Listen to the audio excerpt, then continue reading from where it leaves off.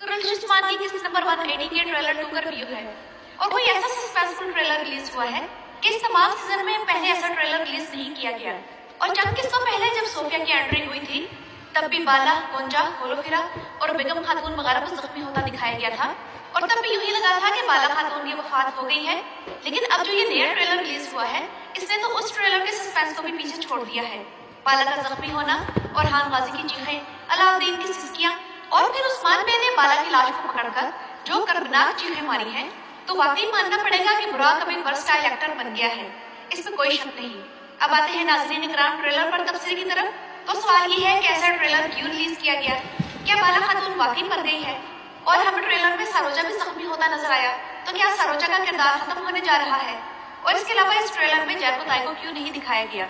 तो नाज़रीन इकराम, इन सब पर बात करने के लिए आइए चलते हैं आज की वीडियो की तरफ। कुरल उस्मान का मौजूदा सिनेरियो मदाहों को बहुत पसंद आ रहा है और कुरल उस्मान की किस्त नंबर 179 जब यूट्यूब पर रिलीज हुई तो पहले ही दिन इसके 6.1 मिलियन व्यूज आ गए थे।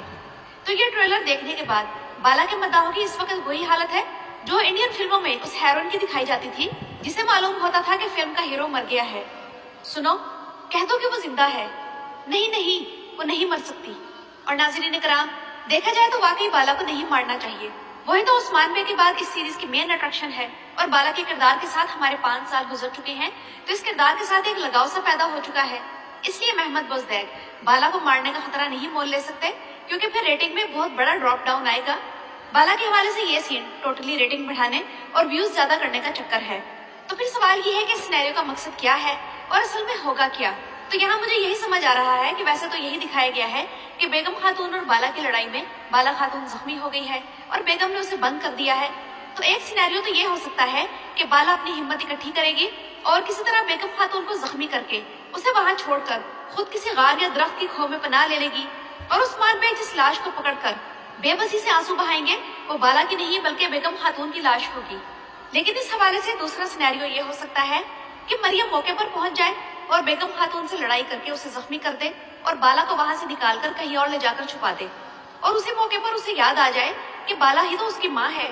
वैसे मुझे यहाँ ये कहना पड़ेगा कि बाला के हवाले से बेस्ट सिनेरियो ये हो सकता है कि उसे सोफिया अगवा कर ले और सोफिया की कैद में रहते हुए ही उसे मालूम हो कि पोयना तो उसकी असल बेटी हलीमा है।